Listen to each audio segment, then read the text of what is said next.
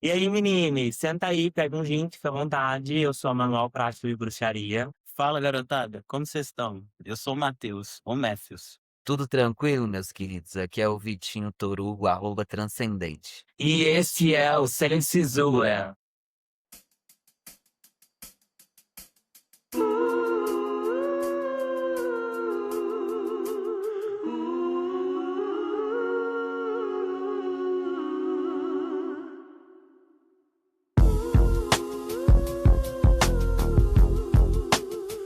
Aqui não tem consenso, não tem neutralidade e não tem cisice. Este é o Sem Censura, um podcast onde gênero é o que é, uma mercadoria. O Sem Censura dessa semana abre alas para uma discussão importante para as vésperas do Dia do Trabalhador. Reflexão imposta pela materialidade da sobrevivência, a relação inegociável entre a esquerda e a população LGBT. Para entender onde estamos, precisamos voltar ao rastro de sangue e pólvora da ditadura militar. Se os partidos políticos e movimentos estudantis foram às praças e universidades questionar as elites políticas e intelectuais, foram as figuras marginalizadas, as prostitutas, os despossuídos, os corpos que a moral à época chamava de abjetos ou atrasados, que deram o tom da insurreição nas ruas, becos, favelas e territórios. As teorias políticas nos deram os métodos para entender que o capital nos quer fragmentá-lo, mas a trajetória da esquerda brasileira nem sempre foi acolhedora. Por décadas, partidos e sindicatos olharam para o movimento de travestis e dissidências sexuais como uma distração identitária, ignorando que classe trabalhadora tem cor, tem gênero e fala para Jubá. Hoje, vivemos uma encruzilhada perigosa. De um lado, o progressismo liberal tenta higienizar nossa luta, vendendo um orgulho vazio e antissocialista que cabe no cartão de crédito, mas não na favela. Do outro, o bolsonarismo e a extrema-direita elegeram o corpo trans como inimigo número um, em uma agenda anti-trans coordenada que encontra ecos bizarros até no chamado feminismo radical. Uma aliança espúria que tenta apagar a nossa existência sob o pretexto de uma biologia determinista e colonial. Quando negamos a humanidade de uma parcela do povo, enfraquecemos toda a luta dos trabalhadores. Discutir a relação entre esquerda e LGBT sob uma lente decolonial é retomar a nossa história de resistência contra o apagamento e entender que não haverá revolução enquanto o corpo de uma travesti não for considerado território soberano. É sobre isso, sobre as dores e glórias da nossa trajetória, que a gente se debruça no episódio de hoje. 2026 é ano de eleição, né? Acho que a primeira temporada seria pensada de modo irresponsável se ela não tivesse um momento para discutir os rumos políticos do Brasil. Eu acho que a gente está vivendo um contexto político muito sombrio, né? Já tem aí as suas repetições, né? Ciclos do próprio sistema econômico que a gente vive. A gente teve momentos de avanço de direitos, tanto da população LGBT quanto direitos sociais no geral. Tivemos avanços na luta da esquerda por dignidade para o povo e tudo. Mas a gente ainda continua patinando muito nos mesmos lugares, quando o assunto é políticas econômicas que poderiam, de fato, diminuir as mazelas sociais que a gente enfrenta no Brasil. A gente está aí com uma retomada democrática muito recente, e ela, com as suas tentativas de ataque dela, né, falando disso. A maior parte da história até então, o Brasil foi um país escravocrata. Seu pouco tempo de uma suposta democracia que a gente viveu foi acompanhada de inúmeros governos ditatoriais e, mais recentemente, uma redemocratização com uma constituição um pouco mais decente, assim, politicamente, socialmente. Ainda assim, nunca se efetivou de fato, né? Sempre uma promessa, uma construção e algumas migalhas e alguns avanços, há muito esforço dos movimentos para fazer cumprir esse documento e até para questionar ele e as limitações dele também, né? Da nossa Constituição. Aí entra essa questão, né? O que que é o papel do movimento LGBT nesse momento, né? No momento onde a gente está falando sobre avanço de propostas políticas neoliberais, né? Tanto progressistas, então, o feminismo liberal muito apoiado no empoderamento feminino, a inclusão da Rede Globo de figuras trans e figuras LGBTs no geral na mídia e tudo. Enquanto, na prática, a base da nossa política ainda é escassa e a maioria de nós ainda vende almoço para comprar a janta, né? Então, a gente ainda não tem uma política pensada para a base da nossa população que poderia, de fato, trazer autonomia e segurança para a população LGBT e, mais especificamente, para a população trans, que continua tendo muita dificuldade de acessar espaços profissionalmente estáveis, né? Mesmo com muito esforço. Então, é isso. Eu acho que o centro da discussão que a gente tem para fazer hoje é o que a gente está pensando a nível de organização política e econômica para o nosso país, as eleições desse ano e para a gente poder ter esse contexto político como uma conjuntura também para avançar nos direitos da população trans, né? Acho que vale dizer também que eu sou filiado ao PSOL, eu construo um partido político ativamente. Fui eleitora do Lula na última eleição, né, para o atual governo. Defendo a estabilidade desse governo já ao longo desses últimos anos, mas tenho muitas críticas ao PT, principalmente a relação dele com os movimentos sociais, e isso inclui o movimento LGBT, o movimento travesti, o movimento de pessoas trans. Muitas vezes aparece mais como uma bandeira a colorir, enfim, a decorar os espaços de esquerda, e não é algo que é sustentável de fato, do tamanho do problema que a gente tem para resolver, do tamanho da potência desses movimentos que deveriam ser, né? Claro, com suas mil melhoras à frente de um governo de direita ou de centro-direita, mas ainda é um governo liberal, né? Ainda é uma proposta econômica que está muito distante do que a gente precisa de fato para erradicar a fome de travestis no Brasil, né? O conceito de esquerda está associado ao movimento LGBT. Isso é um fenômeno recente, claro. A gente não tem tantas teorias assim, elaborando questões de luta de trabalhadores e direitos de minorias sexuais e de gêneros, de modo tão historicamente documentado, né? Então, a esquerda, enquanto política que agrega a luta contra a LGBTfobia, é um fenômeno muito novo, um fenômeno super recente.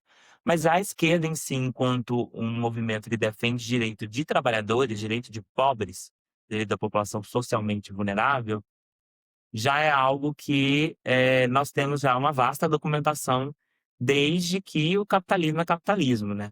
E essa afirmação que eu estou trazendo, essa contextualização é importante para a gente pensar cenários políticos diferentes e demandas políticas diferentes em cada um desses contextos. Quando a gente tem uma reestruturação do modelo econômico que prevalecia mundialmente, né, que dominava colonialmente o mundo, num regime feudal para um regime capitalista, já associado ao colonialismo, com essa proposta globalizadora, né? A invasão da Europa para territórios afora, instituindo uma política capitalista, né? Uma economia capitalista, a gente já tem, desde aquela época, textos, críticas e ativismo político crítico ao capitalismo, né? Então, o fenômeno de pessoas prejudicadas pelo capitalismo, ele começa a existir no momento em que o capitalismo apareceu. Ele nunca foi uma proposta que conseguiu, em algum momento, abarcar todo mundo, deixar pessoas sem passar fome. Ele é um fluxo que surge no momento onde uma transição política e econômica de uma estrutura nacional, né, mais rural, ela se converte para uma estrutura mais urbana, o surgimento da cidade e das regiões comerciais, e com isso o crescimento econômico de outros grupos econômicos, como a burguesia. Então, os trabalhadores, a população que tinha que trabalhar para sobreviver, nós e a maioria das pessoas que vai nos escutar provavelmente, que precisavam trabalhar, precisavam fazer alguma coisa da vida para poder ter algum dinheiro para poder sobreviver, essas pessoas sempre tiveram dificuldade de se estabelecer numa dinâmica que a propriedade, ou seja, grandes conglomerados de terra, um grande CNPJ com alto rendimento, uma grande influência político-econômica ou cultural, rendia para pessoas um poder de penetração na sociedade muito maior do que daquele pequeno trabalhador, que muitas vezes ficava refém dessa economia de grandes empresas. E grandes empresas, nós estamos dizendo de ramos industriais, na maioria das vezes, mas para falar do Brasil, nós estamos falando principalmente de indústrias extrativistas, né? Mineração e agronegócio. Essa construção econômica que a gente tem do Brasil e do capitalismo terceiro-mundista, não só no Brasil, mas do capitalismo no geral também, que é essa proposta de acumulação de capital para esses burgueses que detêm monopólio sobre meios de produção, sobre formas de fazer dinheiro, e dominam mercados, né, conseguem incorporar muitos mercados. Esse fenômeno que a gente vive gera as mazelas sociais que a gente conhece. E aí, em que sentido ela gera? É uma conta muito básica. Nós temos é, poucas pessoas vivendo com 1 bilhão de reais. Pelo menos 1 bilhão de reais. Pelo menos, não quer dizer que vai ser apenas. Tem gente com centenas de bilhões de dólares, tá? 1 bilhão de reais. Já seria coisa pra caralho. 1 bilhão de reais, se você começar a contar ele a partir de segundos, você vai chegar mais ou menos no final do dia ao centenas de milhar. Ao longo dos próximos dias, você consegue chegar ao seu primeiro milhão de segundos. Em 32 anos, você vai alcançar o seu primeiro bilhão de segundos, se você começar a contar agora. Então, nós estamos falando de um número gigante que não cabe na nossa cabeça. A gente não consegue dimensionar nem o que são 200 milhões de habitantes. A gente não consegue dimensionar o que isso significa objetivamente. Em dirá 1 bilhão de reais. Nós não temos dimensão do que é isso, mas tem pessoas que vivem com isso no Brasil hoje. Essas pessoas, para elas terem esse acúmulo gigantesco de dinheiro, teve todo um processo histórico de formação no Brasil colonial, que instituiu elites econômicas de famílias aristocráticas, que sempre foram muito ricas, e para chegar a esse lugar de muito rico, são pouquíssimos que conseguem chegar, né? Pouquíssimos que saem, quase nula essa ascensão, que saem do classe trabalhadora para a burguesia, que seriam os novos ricos, né? Mas eles existem, mas é uma minoria. E a maioria da população vive em uma situação precária por culpa deles. O que é uma situação precária, gente? É a fome, é o não acesso à saúde, não acesso à educação e à segurança. Você não consegue ter essas coisas, você tá miserável. Não é pobre, não, é miserável. O que é pobre? Pobre é qualquer pessoa que não consiga custear todos os tratamentos de saúde dela hoje, que não consiga comer todas as melhores opções alimentares, que não consiga investir devidamente no seu tempo de lazer e de atividade física, em ter um trabalho que não desgasta a sua saúde mental em absoluto e toma a maior parte da sua semana. Ou seja, o Brasil inteiro é pobre, entendeu? Ah, mas eu tenho uma Hilux, mas você trabalha 12 horas por dia, domingo a domingo. Será que você realmente é rico? Ou você só está com um nível de ascensão social que te permitiu, trabalhando pra caralho, receber muito dinheiro, como por exemplo na área da medicina, mas se você parar de trabalhar hoje, daqui a um ano, sua família inteira está passando fome. Então você não é rico, você tem uma boa condição, uma boa estabilidade. E tendo essa boa estabilidade, você é a classe média brasileira que cismou que é elite. Cismou. Onde que entra a população LGBT nessa brincadeira, gente? A gente precisa de uma unidade, de um espaço familiar para poder consolidar as relações de trabalho no nível individual para a economia circular. Então, é nas unidades familiares, nos núcleos familiares, onde a economia se sustenta, porque ninguém consegue sobreviver sozinho. A gente precisa de parceria de outras pessoas para dividir os nossos trabalhos. E se a divisão social do trabalho a nível geral, vai ter pessoas trabalhando na área da saúde, pessoas trabalhando na educação, e a nível micro, a gente vai ter as pessoas que vão se dedicar mais ao lar, outros vão se dedicar mais a atividades remuneradas, outros que vão se dedicar mais a cuidar dos filhos, tudo dentro de uma dinâmica familiar, que pode ter suas múltiplas configurações. Mas essa estrutura ela é importante para o capital. Ela é importante para a manutenção das relações de trabalho que sustentam o consumo de mercadoria e o capitalismo. Isso é importante.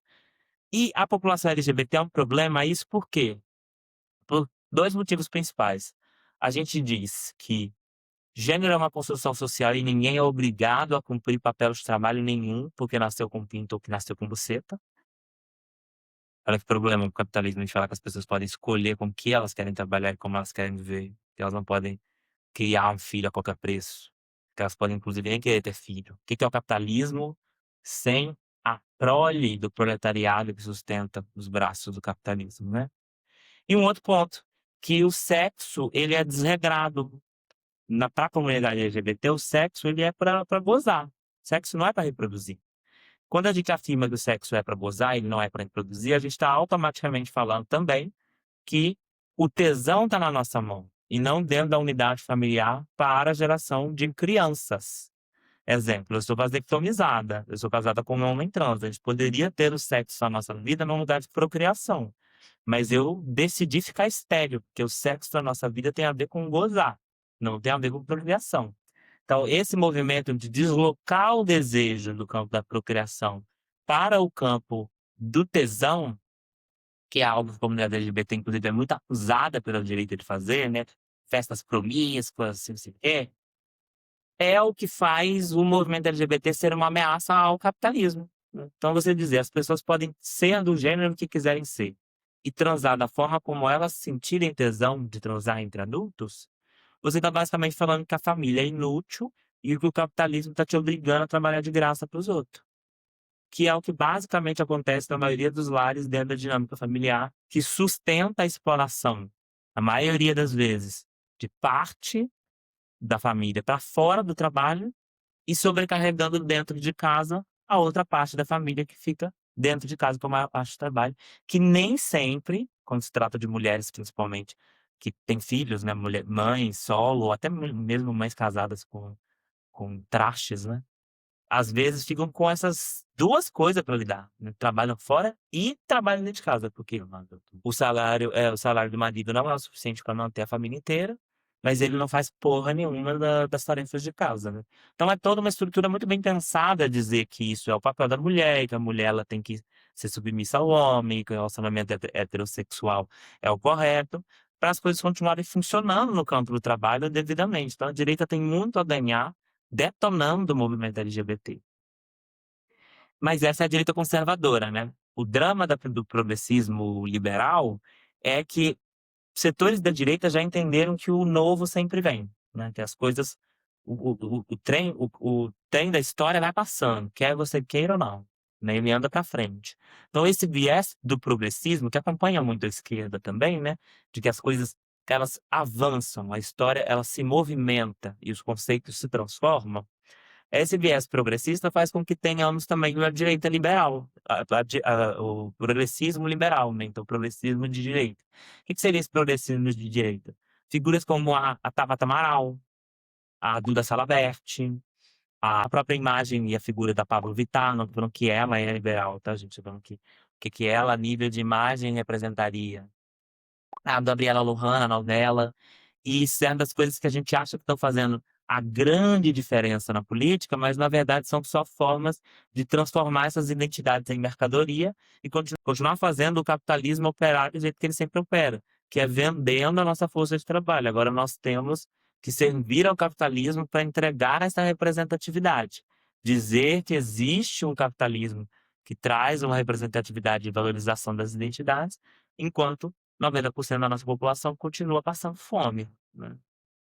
Então é esse o grande drama e essa é a grande questão que faz o capitalismo continuar, a direita, né, e os grandes defensores do capitalismo e da burguesia, continuar a bater na tecla da ameaça à família, que é a comunidade LGBT, e a população pobre, né, pobre e preta. Então nós ameaçamos o cristianismo, nós ameaçamos os pilares básicos da modernidade e o capitalismo, né? Deus, pátria e família.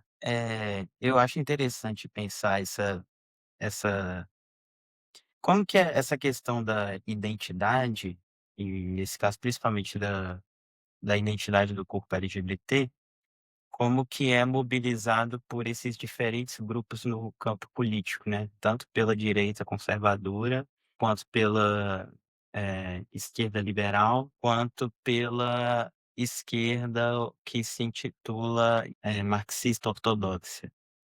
Eu achei interessante isso que você trouxe, de, enfim, pensar como que que a identidade LGBT ela se relaciona nessa lógica do capitalismo, né, como que ela tensiona e coloca em xeque, esse lugar nosso de utilidade, né, do nosso corpo como algo útil para o capitalismo, né. Como que a gente sai desse lugar de utilidade e isso, eh, traz, enfim, nos torna alvo da direita principalmente. Mas como também que parte dessa esquerda que se intitula ortodoxa e preocupada com a luta de classes, tem dificuldade de fazer essa leitura também, né. E aí eu penso muito como que essa ideia de, né, esse conceito identitarismo tem sido mobilizado por ambos os grupos, né, como crítica, né. Então, pela direita, a esquerda lacração, não sei o quê, né, os grupos identitários, e aí a crítica que vem dessa esquerda preocupada supostamente com a luta de classes, é que a gente não está contribuindo, né, com o debate, para o alcance, enfim, da libertação da classe trabalhadora, porque a gente está preocupado demais, com os pronomes, com a ideologia de gênero, eh, enfim, em demarcar, né, o corpo da mulher negra, enfim, da raça e etcétera. E aí eu fico pensando como que essa falta de honestidade mesmo, assim, dizendo sobre essa, esquerda, enfim, ortodoxa, eh, que traz esse discurso, porque afasta, né, na verdade tira a identidade da classe trabalhadora, né. A Erika Hilton ela fala isso, né, muitas vezes, né, que o trabalhador ele tem raça, ele tem corpo, ele tem gênero. Inclusive ela sendo aí, linha de frente, né, nesse debate sobre a escala 6 por 1, ela faz questão de provocar essa esquerda que faz essa crítica ao identitarismo, né, quando ela fala que quem pautou a questão da escala enfim, do fim da escala, 6 por 1, foi uma travesti negra, né, foram as identitárias que fizeram isso. Porque é isso, porque, é uma questão que a gente não tem como desassociar, né, a identidade da materialidade também, né. Tem materialidade na identidade e nas pautas que nós colocamos. E a gente fala não tem como escapar da pauta da identidade, de falar das demandas de pessoas negras, de pessoas LGBTs e mulheres, etcétera, porque o Brasil foi fundado a partir da criação da identidade, né. O colonialismo foi identitário, né. Ele precisou, enfim, para criar uma forma de administração e para criar um sistema de superexploração, ele dividiu, grupos humanos em grupos identitários, né. Ele decidiu qual corpo seria a força de trabalho para a construção do Brasil a partir da identidade, né, estabelecendo que os africanos seriam, enfim, escravizados, e aí com aquela confusão, né, enfim, em relação a como que os povos indígenas entrariam nessa dinâmica de superexploração também. Eh, Enfim, e não tem como ignorar isso, porque o nosso país e a nossa sociedade foi fundada a partir disso, porque, antes da modernidade e do colonialismo, as identidades culturais, né, ou, a identidade de um grupo humano, elas não eram utilizadas para organizar um modo de superexploração, como é imposto pelo colonialismo. Né, e aí vários autores vão falar sobre isso, inclusive, né, o Fanon, a Lélia Gonzalez, enfim, o Mudimbe, a Grada Quilomba, nessa relação, né, de pensar identidade e materialidade, como que determinados grupos, se tornaram vítimas e alvos dessa dinâmica de superexploração. Eh, e além disso, esse fenômeno, né, do colonialismo, ele também, nessa dinâmica de um sistema econômico, eh, e essa dinâmica de poder, ele também faz, enfim, ele separa determinadas identidades e também impõe determinadas identidades a determinados grupos. Então, pensando no contexto colonial brasileiro, por exemplo, que a gente consegue pensar, por exemplo, a imposição da identidade de gênero, né, que é com a colonização, enfim, com a chegada dos europeus, os brancos cristãos aqui, que a gente vê, a supervigilância, por exemplo, de grupos, indígenas e africanos que não tinham essa relação binária com o gênero, por exemplo, né.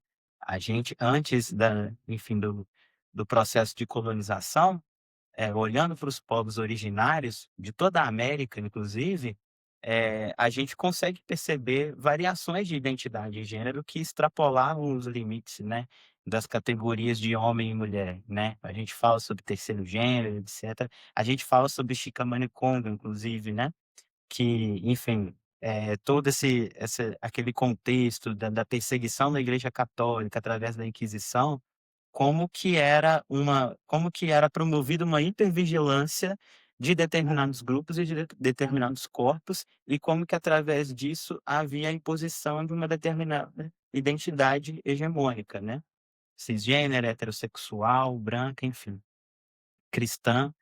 E aí nisso a gente também pensa outras coisas relacionadas à imposição de uma determinada noção de raça, né, durante o enfim, como colonialismo, de que antes desse fenômeno não havia, essa identificação do povo africano como um povo preto somente, né, mas existia uma identificação por meio de tronco linguístico, religiosidade, territorialidade, e é com a colonização que se cria, essa unidade, né, uma universalidade da identidade. Tanto que hoje em dia a gente, discutindo muito sobre história da África, a gente tenta fugir dessa generalização que foi criada pelo colonialismo, né, de que a África é uma só, o povo africano é um só. Então a gente percebe que a partir desse sistema colonial imposto, há uma tentativa de produção de unidade também, da identidade no território,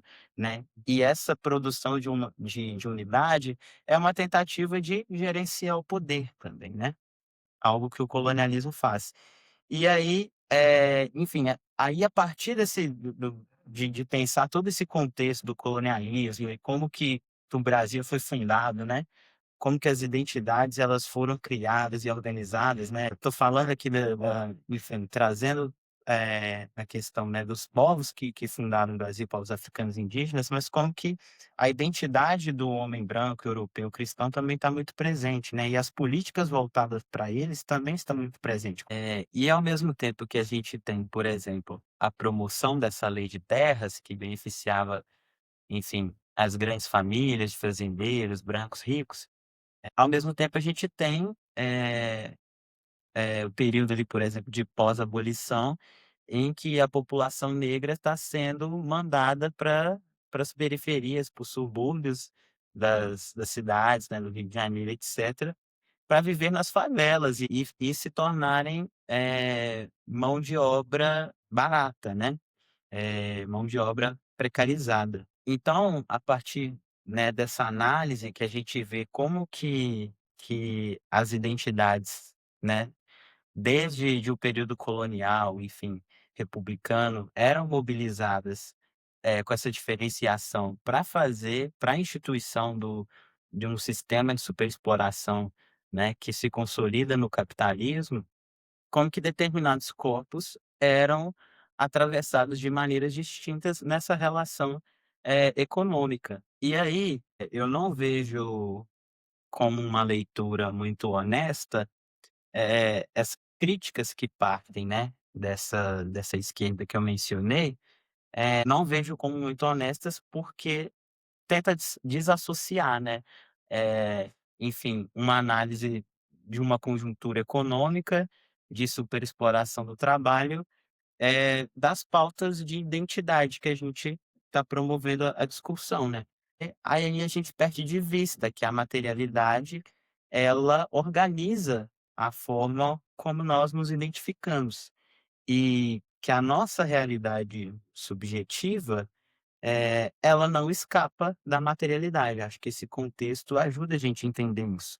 E aí, em contrapartida de todo esse, enfim, desse histórico que a gente tem de formação do Brasil, o que eu percebo é que eh, o capitalismo ele tem tentado absorver as identidades que o colonialismo e a modernidade criaram, né? Quando a gente entra nesse debate sobre identitarismo, etc. E aí, claro, que a gente precisa fazer essa problematização, que é diferente do que da crítica que a direita, enfim, apresenta, e diferente também do que essa esquerda que eu estou falando apresenta, que é o que a Mariana falou, né? Pautas identitárias não podem ficar limitadas a essa ideia de representatividade superficial, né? Porque aí a gente entra naqueles problemas, por exemplo, né? O problema que a gente consegue perceber assim, desse identitarismo é, por exemplo, aquela ideia, né, de favela venceu, por exemplo, que está muito nesse lugar de representatividade que enfim, alguns grupos, algumas pessoas que representam determinados grupos alcançam uma determinada ascensão social e isso basta, né? Enfim, a ideia de ter uma presidente travesti também, eu acho que vai nesse lugar. Não dá para se contentar só com isso, por exemplo, ter uma presidente travesti, enquanto a maioria das travestis no Brasil ainda está vivendo na prostituição. Quando a gente fala de favela venceu, que favela é essa que está vencendo, né? Com toda esse contexto que a gente está vivendo, recentemente aí a chacina que aconteceu no Rio de Janeiro, e são coisas que acontecem cotidianamente, né? Então, acho que a crítica vai um pouco nesse lugar de não ter identidade como ícone, né? Mas é também não perder de vista isso que a gente falou aqui, de que o trabalhador, ele também tem corpo, tem raça, tem gênero, tem sexualidade, tem religião, e que eu considero minimamente desonesta uma leitura que, enfim, de uma esquerda que quer falar de luta de classes, de libertação do trabalhador, sem identificar, sem dar endereço para esse trabalhador. A discussão sobre identitarismo, ela sempre volta à tona e eu acho que ela é feita de modo tão desonesto que parece até que as pessoas que mais evocam elas nunca leram Marx, né? Essa é uma das minhas impressões. Porque o que me disseram, tanto as feministas radicais quanto os marxistas ortodoxos, é que eu encontraria no marxismo a negação do debate sobre identidade de gênero numa perspectiva transafirmativa, né? E isso que eu acho tão louco, é que a questão da materialidade que você trouxe, né? É que quando essas pessoas trazem o identitarismo para o colo das populações vulneráveis, o que elas estão fazendo basicamente é serem idealistas, segundo o conceito marxiano de idealismo, né? O conceito de Marx idealista, né? De idealismo, né? O livro que o Marx fala principalmente sobre isso é A Ideologia Alemã. A Ideologia Alemã é um livro em que ele explica sobre o processo de construção político do capitalismo e como que isso mostra qual é a análise correta a partir de uma descrição material de uma transformação de um estado social, né, de um modelo econômico para outro. O que isso significa? Significa que Marx estava vendo outras pessoas progressistas, de esquerda, são termos que a gente usa hoje, né? Supostos aí críticos ao capitalismo, falando coisas que, para o Marx, invertia os polos das coisas, né? O que eles estavam falando? Qual era o ponto que eles estavam falando? Eles estavam falando que as ideias alimentam e constroem o mundo objetivamente. As ideias. O que a gente vê de transformação política surge primeiro no campo do raciocínio, do intelecto, da elaboração, e depois para o campo da ação. E o que o Marx vai falar é que isso é uma distorção da realidade. E aí, como que ele vai explicar que isso é uma distorção da realidade? Ele vai explicar que os conceitos e palavras que a gente usa, eles vão se transformando junto com as pessoas, né? À medida que o tempo vai passando. E a cada transformação e exercício que a humanidade faz em relação com a natureza e com o meio, as ideias vão surgindo. Ou seja, os nomes para as coisas, as palavras vão surgindo, né? Tanto que tem uma passagem nesse livro que o Marx provoca de um jeito muito sarcástico até, que ele fala que o cachorro, enquanto animal, não existiria essa espécie do cão se não fosse a ação humana ao longo da história. Então ele fala, até o cachorro, ele fala, talvez só a espécie de algum animal poderia ser algo objetivamente material, concreto. Aí ele vai lá e ele mesmo se corrige logo embaixo, fala, mas até o cachorro, por exemplo, ele é fruto do trabalho humano. A interação, que ele vai chamar de trabalho também tem isso, né? A interação do ser humano com o meio, a interação do ser humano com a construção dos seus modos de sobrevivência, que organiza as coisas e a objetividade prática delas, né?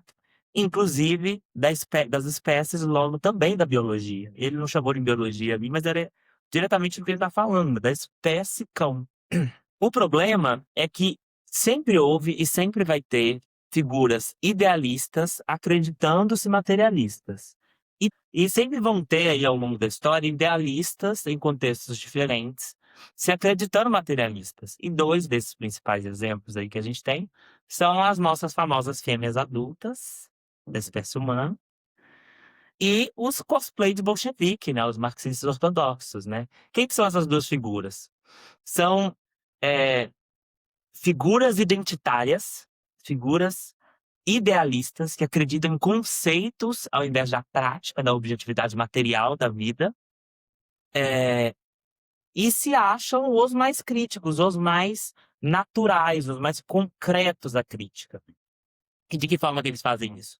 As feministas radicais vão fazer dizendo que a biologia é a verdade material das coisas, logo elas são mulheres, porque elas são fêmeas adultas da espécie humana. Isso que significa ser uma mulher. E aí ela está ignorando que o conceito de fêmea, o conceito de adulta e o conceito de espécie humana foi construído através do exercício da humanidade ao longo da história, na formulação das suas relações, que inclusive destinaram e escolheram quem sobreviveria ou não. Isso moldou até a estética do que a gente considera mulher hoje, né?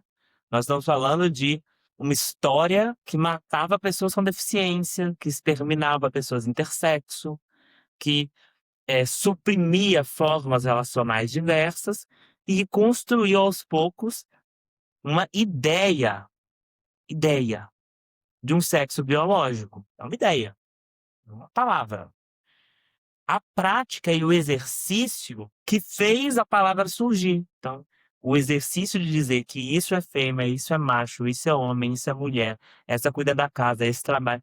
É aí que se consolidou o argumento supostamente biológico. E quando a gente vai olhar na prática humana, na vivência humana, a gente vê que fêmea e macho não são conceitos facilmente aplicáveis à espécie humana, né?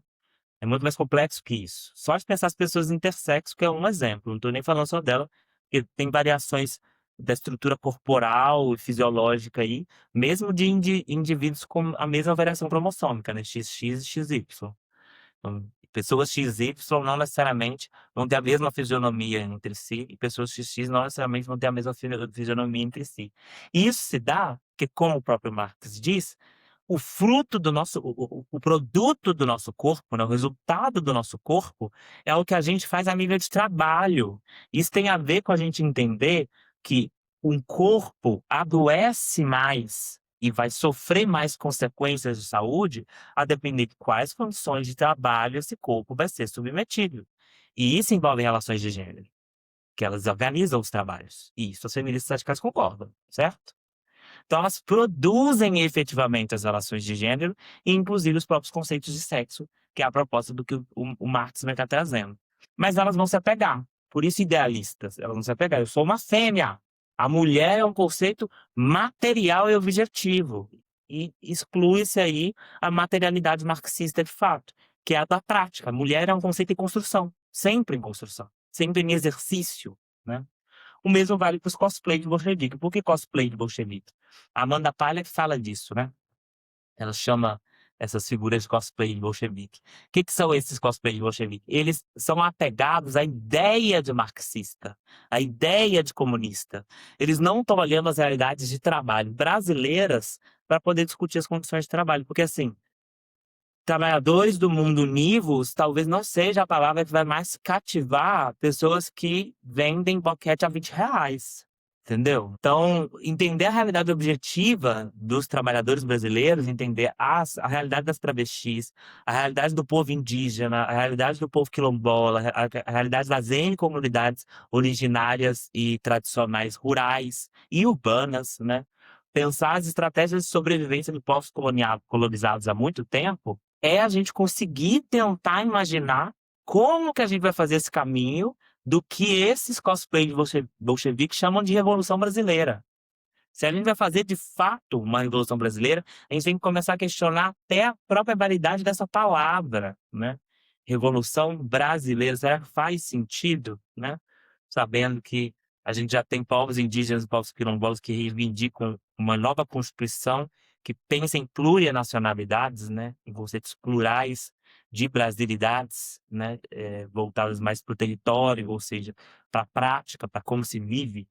Então, grupos étnico-linguísticos, povos no geral, determinados por organização étnico-linguística, e grupos minorizados, mesmo no ambiente urbano, como travestis e outras pessoas da comunidade LGBT, população negra e a cultura afro-brasileira, população indígena e a cultura indígena brasileira.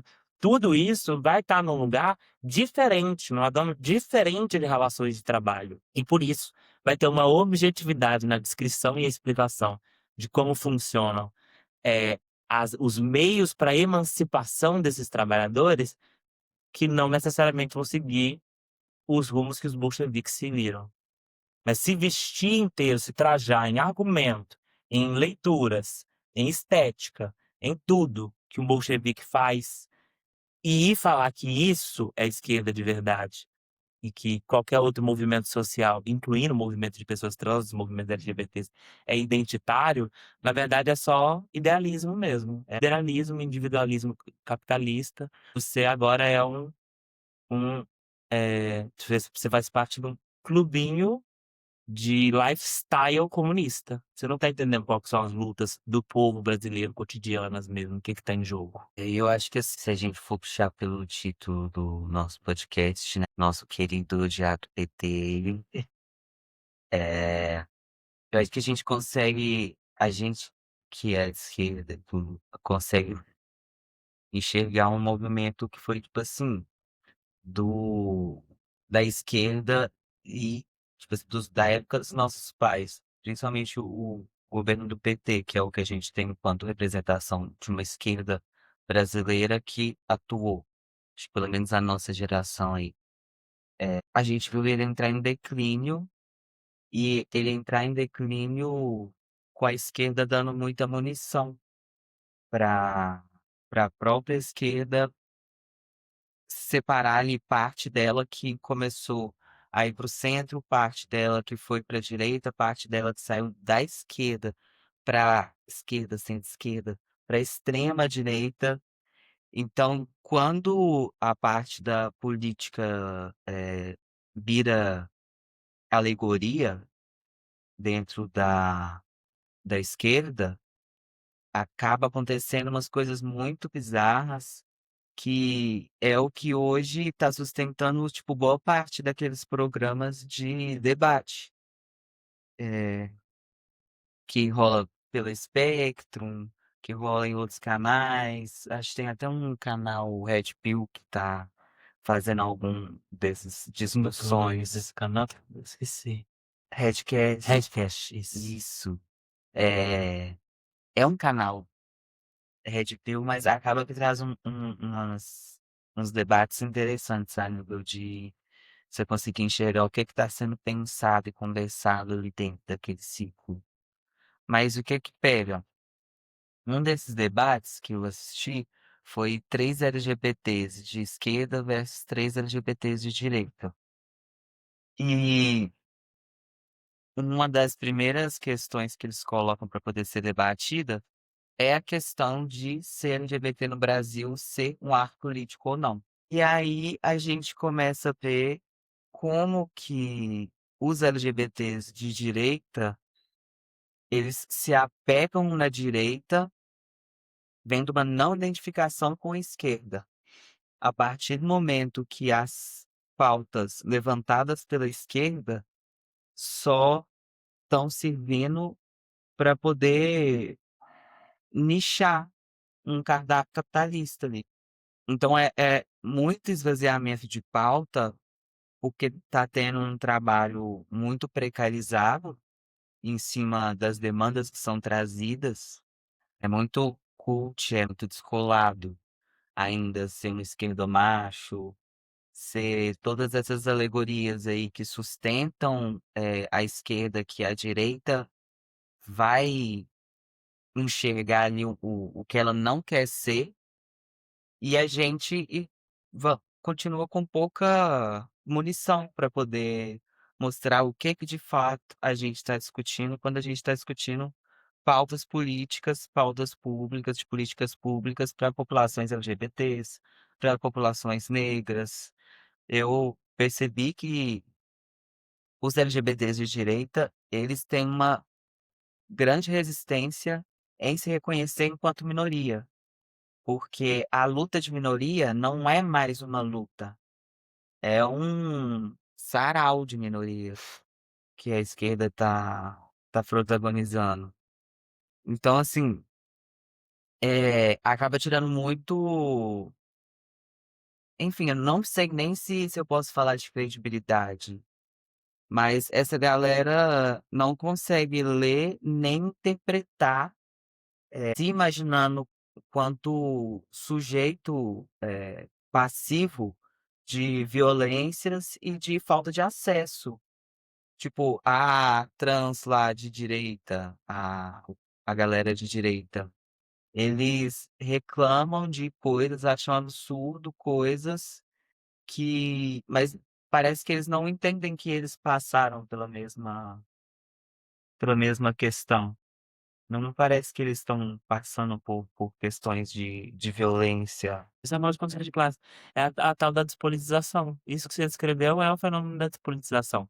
Porque a gente. O que é curioso desses debates que você trouxe exemplo, do Spectrum ou do Redcast, por exemplo, é que a gente se propõe a colocar pelo menos uma pessoa ali, ou uma ou duas, às vezes três no máximo, que elas estão dispostas a politizar o debate mesmo. E o que é politizar o debate? É debater objetivamente a vida. Debater pessoas em vivências concretas, em realidades de trabalhos concretas, em situações econômicas concretas e em direitos sociais e cidadãos concretos. Como aparece até num deles, a Michelle, falando o que está acontecendo. Estão tendo projetos de lei anti-população trans. Por isso que aquilo está sendo discutido, né? Não é porque, supostamente a direita é transfóbica. Não. A direita está propondo projetos de lei anti-trans. Então, isso é discutir algo objetivo, né? Eu acho que essa despolitização dessas figuras, por exemplo, a trans de direita, é essa ideia de esquecer que ela é economicamente vulnerável. Por mais minimamente estável que ela possa estar agora, ela ainda é refém de um sistema econômico que não garante o básico de sobrevivência para ninguém que não seja um burguês. Se você adoecer, você tem grandes chances de passar fome. Então, se lembrar disso automaticamente se torna urgente a gente discutir o porquê que a transfobia vai afetar isso, né? Porque um grupo que vai sofrer mais violência automaticamente vai ter mais dificuldade de se estabelecer economicamente num sistema que já é economicamente injusto por si só. Eu acho interessante pensar esse exemplo das pessoas que participam desse debate, os LGBTs, as trans de direita, porque é isso, o que elas demonstram ali, enfim, é um desenho, exatamente isso que você falou, da ausência de consciência de classe e a ausência da consciência sobre as próprias violências que ela vive. Quando a gente pega o exemplo dessas pessoas LGBTs de direita, ou até lá, falando de novo da Sabrina, do outro episódio, Linda. Você percebe ali que a pessoa ela não tem a consciência das violências que estão atravessando ela, e nem consciência do lugar que ela ocupa com a identidade dela. Então, assim, existe essa tentativa, né, dessas pessoas de direita, LGBTs de direita, de fuga de um identitarismo, né? Eles querem se desassociar da esquerda porque, enfim, eles consideram que LGBTs, mulheres estão em busca de privilégios, estão subindo em palanque para, enfim, conquistar políticas públicas próprias para eles, mas eles também se associam aos grupos de direita a partir da identidade. Como que eles aparecem nos debates desses canais? Como LGBTs de direita, LGBTs transdireita. Então, assim, eles não estão conseguindo se desassociar da Da identidade. identidade política, né? E o que eles, então, e acho que isso é inclusive trazido em alguns desses debates, que eles não conseguem desassociar a identidade deles da política.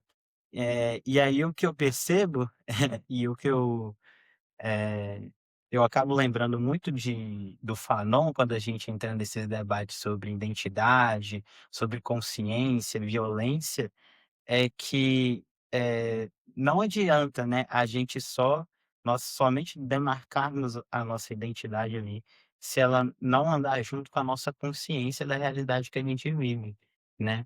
Eh, Ele vai falar isso, né, o Fanon, de que o caminho para a libertação é, o alcance, a criação da consciência do sujeito pelas violências que ele é atravessado. Então, se a gente não tem, na minha visão, assim, né, o debate sobre identidade política não pode estar desassociado dessa consciência, porque sem essa consciência a gente não alcança nenhuma revolução, inclusive, né, a Revolução Brasileira. Acho que nessa de não conseguir ter consciência da própria violência que esses corpos acessam, e aí, acaba sendo um privilégio muito branco. Um privilégio muito branco, eu ia falar um privilégio muito grande de corpos brancos, mas é um privilégio muito branco, É. porque são corpos que conseguem pagar a passagem por vários lugares, inclusive o mercado de trabalho, sem sofrer violência. Apesar de serem portados por, imagino que qualquer uma das siglas, ou L, ou G, ou B, ou T, se for um corpo branco, ele consegue comprar esse lugar de não passar por violência, esse lugar de não precisar pensar sobre as violências que ele está comprando para não passar, ou as que, ainda que pagando, ele não está ileso de passar. Eu acho que uma das coisas que a direita entendeu é que o capitalismo funciona. A esquerda ainda, enfim, enche muito nossos olhos com várias alegorias, igual é o caso da Pablo Vittar, no vídeo lá da Bira, que ela explica, assim, com maestria, como que a mesma galera que investiu a grana para Pablo Vittar ser quem ela é hoje, é a galera que tá lotando os votos aí pro Bolsonaro, a direita. A direita entendeu que a esquerda enche o olho com a venda de carteirinhas de pertencimento ao grupo LGBT. O que eles não conseguiram entender, eu acho, é onde eles estão estruturados dentro disso. Eu dei uma olhada nos dados do Instituto de Pesquisa e Economia Aplicada. Eu não achei dados muito recentes, foram dados de 2023 que eu achei. E a gente falando de dados, a gente ainda tem esse outro recorte, que é quando a gente fala de LGBTs e dados, a gente tem uma zona cinzenta, que são as pessoas que não se autodeclaram. É a subnotificação, né? Exatamente, igual a subnotificação de violência, contra crianças, meninos, violência sexual contra meninos, e homens, a gente tem essa subnotificação quando a gente se trata de grupos, desse grupo especificamente minoritário, que é um grupo onde algumas coisas passam, né? Algumas pessoas passam. Essa pesquisa foi feita por CPF, Nome Social, é uma pesquisa sobre pessoas trans, dentro do mercado de trabalho, e 1/4 dessa população consegue ter acesso ao mercado formal, ainda assim recebendo 32% a menos para desempenhar as mesmas tarefas, e a gente ainda tem porcentagens ainda menores que vão cortando e triangulando ainda mais essa relação, que é quando a gente fala de travestis e de corpos negros dentro do mercado de trabalho. No fim, a galera da direita consegue enxergar que pautas estão sendo vendidas, eles não querem comprar essas pautas como a gente compra, como a gente digere bem, a gente recebe bem, mas eles não conseguem entender ou ver urgência em modificar a relação que é que tipo de LGBTs estão produzindo e que tipo de LGBTs estão consumindo esses produtos hoje voltados para o nosso público. Onde eles estão nisso aí? Quais corpos estão em cada lugar? Isso eles não conseguem entender, porque enquanto tem a nata dos LGBTs brancos que estão conseguindo alguma coisa na vida, que estão entrando, saindo formato de faculdades, tem os que estão limpando o chão que eles estão passando, tem os que estão embalando e enviando as camisas com a bandeira LGBT estampada, que eles estão usando na parada LGBT, que estão vendendo as bebidas que eles estão consumindo aí no carnaval, nos bloquinhos de viado, de sapatão, de trans, enfim. Que é a maioria, né? É, Acho que é isso que a gente tem dificuldade de entender. A classe média, ela faz barulho porque ela tem dinheiro para comprar. Não é porque ela é maioria. A maioria ainda está. Bom, o que eu queria comentar, para a gente falar especificamente sobre eleições, é que o fenômeno de trânsito de direita, gente, não é uma novidade. Tá? Não é algo de agora. É algo que a gente já conhece aí desde a década de 80. Tá? Fenômeno de pessoas trans associadas a partidos de direita. O que eu quero dizer com isso, gente? A direita, ela não é um fenômeno novo. A extrema direita não é um fenômeno novo. A extrema direita e a direita são o status quo. São as coisas como elas estão. Se elas são as coisas como elas estão, os partidos aí podem estar mudando. Em algum momento, PSDB, PMDB, que agora é MDB, PSD, foram partidos de maior expressão no país. Hoje nós temos PL, União Brasil, Partido Novo, mais uma desgraçaiada de partido aí, com maior projeção midiática de partido. O Centrão sempre esteve aí, e Centrão é direita, para quem tiver dúvida, né? Nós estamos falando de grupos políticos que organizam a economia a se manter no jogo capitalista, né? Então, esquerda é minoria. Esquerda, por si só, já é um grupo minoritário. Povo, população trabalhadora não é. Quando a gente fala de direitos cidadãos, a gente está falando disso, gente. Existem recortes minoritários na sociedade, mas as grandes pautas que nós temos quando o assunto é economia e inclusão, nós estamos falando a maioria da população. A maioria dentro de cada recorte, inclusive. A maioria das pessoas trans ainda precisam de ajuda do governo para se restabelecerem politicamente, economicamente, enfim, profissionalmente, em vista do como estão a classe média, né? A classe que tem conseguido acessar bens de consumo, ou seja, estão acessando com mais facilidade esses bens de consumo, já estão conseguindo garantir algumas das coisas básicas também aí, como por exemplo, alimentação e moradia, né? E a história que a gente tem com os partidos de esquerda são partidos que, da mesma forma como os movimentos de esquerda no geral, surgem dessa relação da base. O Vitor trouxe essa questão agora da galera que tá vendendo bebida nas festas de carnaval. Essa galera que vende bebida na festa de carnaval é a galera que fundou os partidos de esquerda. Nós estamos falando de pessoas vulneráveis economicamente que resolveram começar a disputar o Estado em busca de direitos. E isso desde que o Estado é Estado, né? Nós tivemos altas ondas aí. O sindicalismo que transformou Lula em quem ele é ainda existem esses movimentos de trabalhadores e servidores públicos, trabalhadores metalúrgicos. Sabe qual que é o erro do nosso tempo agora? É que a gente esqueceu que é disso que se trata de olhar para essas demandas concretas dos estudantes, da população que, em situação de rua, das mulheres que trabalham na prostituição, das putas, dos trabalhadores sindicais, dos servidores públicos, dos professores, dos estudantes secundaristas, dessa galera toda que a gente está falando quando a gente fala de direitos LGBTs.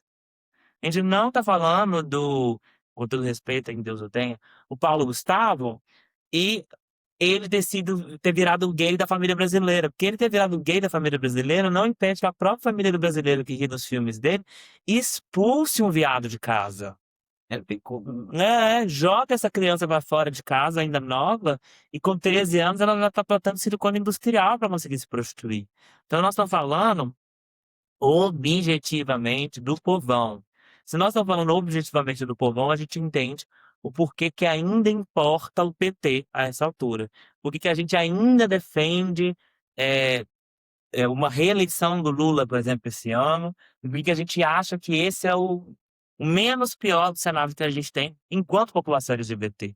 É exatamente pelo fato de que a gente ainda precisa de política pública. Nós dependemos de um Estado forte. A gente está demandando uma economia forte, um Estado forte, mais do que a maioria da população branca, cisgênera, heterossexual e colonizadora. E pode se beneficiar bastante, inclusive, dessa ideia do Estado mínimo, de uma autossuficiência de cada indivíduo, do empreendedor de si mesmo, do self-made man, que só vai servir para as pessoas que têm bala na agulha, herança e possibilidade de investimento nesses empreendimentos. A maioria de nós vai vender o almoço para comprar a janta até o dia que parar no caixão. Então, nós precisamos ainda discutir questões econômicas básicas que vão perpassar as violências que nós vamos sofrer e as dificuldades que nós vamos ter de acessar vários espaços profissionais, porque não vão estar pensando na gente nesse espaço, não vão saber como acolher a gente até a gente chegar lá e a gente dizer para eles o que precisa ser feito, e não vão estar nem sequer estudando nossos corpos para poder oferecer planos de saúde que nos atendam, serviços de segurança pública que nos atendam, serviços de atendimento adequado e humanizado a cada uma das nossas demandas. Não há essa preocupação, né? Então, nós estamos falando da vida cotidiana prática, é daquele jovem LGBT que é discriminado pela professora crente e que ainda não tem uma lei que o proteja caso o pai dele também seja um crente. É dessas pessoas que a gente fala. Amiga, e aqui eu peço licença para fazer uma crítica nisso, inclusive, ao Jones Manuel, que é uma figura que tem crescido muito aí, enfim, com grande potencial, né, de um nome aí para a esquerda, né, um crítico do Lula e do PT, inclusive, que, assim, eu vejo faz algumas declarações, assim, que eu considero um pouco arriscadas, assim, né. Uma das declarações mais problemáticas dele que eu vi ultimamente, não fazendo uma crítica ao identitarismo, ele não vai nessa linha. Ele fez uma afirmação dizendo que, enfim, né, indo para vertentes, né, de pesquisa acadêmicas, falando que o decolonial, né, enfim, a perspectiva decolonial, ela não resulta em nada concreto para a gente. O máximo que ela resulta para a gente é em política pública. E assim, quando a gente fala em decolonial, né, na perspectiva decolonial, na maior parte do tempo a gente está falando de identidade, né? Sim, é o decolonial que está pautando, enfim, as demandas das cosmologias, epistemologias, subalternas, né, Exato. de travestis, indígenas, quilombolas, e afirmar, né, que essa perspectiva, só resulta em política pública para a gente, como se política pública fosse muito pouco, né, eu acho, no mínimo, muito problemático, né, porque o que as políticas públicas têm gerado no Brasil nos últimos anos, nas últimas décadas, né? Essa crítica que parte da esquerda ortodoxa faz é esse amortecimento que a política pública traz. Tipo, igual essas trans de direita do podcast que você trouxe. Ah, mas a LGBTfobia já foi criminalizada, então vocês nunca estão satisfeitos. A trans de direita falou isso. Mas é porque gera essa emoção nela em várias pessoas, de que a política pública está vindo, então o Estado como ele está funcionando. E isso eu entendo a crítica do Jones em dizer que a política pública ela é insuficiente, que ela não vai fazer revolução. Ela não é um presente do Estado. É isso que eu acho que falta de compreensão no olhar dele e de tantos outros marxistas ortodoxos. Mas era uma pequena vitória naquele movimento que já vem há tanto, sobrevivendo através de redes de solidariedade de trabalhadores organizados a partir de suas identidades, né, de suas coletivizações, e que demandam o Estado em conjunto, que pressionam, que invadem delegacia para se fazer valer. O movimento travesti, por exemplo, é disso que a gente está falando. De um monte de bicha que falou: vocês vão ter que parar de nos matar, nem que a gente tenha que enfiar dentro de uma delegacia e tomar da mão de vocês uma trava que vocês resolveram prender de graça. Prender sem ela ter feito nada. Nós vamos construir uma linguagem alternativa que vai representar as mulheres de pau no Brasil. Nós vamos produzir um dialeto pensado para isso, para a gente conseguir escapar desse estado e produzir a nossa sobrevivência. Essa ação prática na base, em algum momento, vira uma política pública de valorização ao Pajubá. Mas não é um presente da Erika Hilton. Nós estamos falando do fruto de anos, décadas de um movimento que se constrói e que não parou porque a Erika Hilton foi eleita. Pelo contrário, está sendo incentivado por essas parlamentares e esses parlamentares de esquerda que chegam ao Estado para poder subsidiar esses movimentos. Porque um parlamentar, um político institucional, enfim, alguém que propõe uma política pública, ele só pode ser chamado de esquerda se a proposta número 1 dele for movimentar o movimento social, foi incentivar o movimento social a crescer. Até por isso que a gente fala que hoje o Lula é neoliberal, centro-esquerda, ele já não é de esquerda, porque ele amortece o povo, ele não chama o povo para quebrar tudo. Mas isso não é um reflexo de toda a esquerda e não é um reflexo de todos os parlamentares. A gente está tendo marchas trans cada vez maiores no Brasil, graças à eleição dos parlamentares travestis, sem dúvidas. Né? Faltando cotas trans, universidades. Nós estamos falando de povo organizado. Né? E se não fosse a gente se organizando para conquistar o mínimo que são as políticas públicas, onde que a gente estaria agora, né? A gente não estaria aqui debatendo, a gente não seríamos três pessoas com ensino superior. Nós somos todos aqui frutos de política pública. Né? O que as políticas públicas no Brasil nas últimas décadas, enfim, fizeram, né, no Brasil? Deram uma reviravolta, botaram de ponta cabeça a universidade, por exemplo. Acho que até essa reflexão por si só sobre o que é a economia, pensada a partir dos nossos corpos, das nossas demandas e até das nossas contradições, né? No caso da galera trans de direita, está sendo possível hoje porque em algum momento a gente insistiu muito para que existisse uma política pública que fizesse viável que a gente pudesse estudar. Usar banheiro, usar nome, para a gente conseguir terminar a faculdade sem se mapar. Até para poder reclamar desse tipo de política pública, elas têm que existir, né? Exato. Não existiriam projetos de lei para poder criminalizar a nossa existência se não tivessem existindo projetos sociais que visam humanizar a nossa existência. Tá? E aí é interessante como que a identidade, ela, como eu tinha falado antes, ela está sendo instrumentalizada por vários grupos, inclusive a direita conservadora, né? Como que ela tem tentado trazer nós LGBTs, levar nós LGBTs para o lado deles também, e tem conseguido, né? E eles têm instrumentalizado isso de forma, assim, bizarra, né? Dando uma notícia agora de última mão aqui, que a gente viu, acabou de ser proposto um projeto de lei que libera o porte de arma para pessoas trans. A gente acabou de ver a ANTRA precisando fazer uma nota se posicionando contra esse projeto de lei que foi proposto por um deputado do PL, né? Um deputado do PL propôs um projeto de liberação do porte de arma para pessoas trans.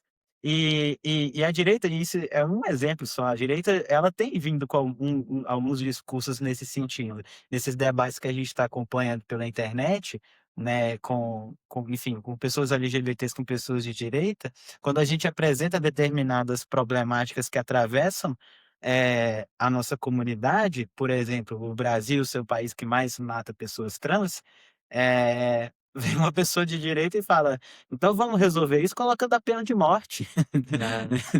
Vamos autorizar matar transfóbico, vai acabar o Brasil, né, aliás? Eu vou tirar todo mundo, complicou. É o gostinho final de remédio da pós-modernidade. Eu acho que é, é a gente conseguir fazer a identidade dela ser completamente esvaziada, né? Porque uma proposta de liberação de porte de arma civil é o oposto de segurança para a classe trabalhadora. Defender direitos de população trans é defender direitos de classe trabalhadora. Agora, essas duas coisas podem estar conjuntas no projeto de lei, que é contra a classe trabalhadora, um partido de direita, completamente contra a classe trabalhadora, é claro.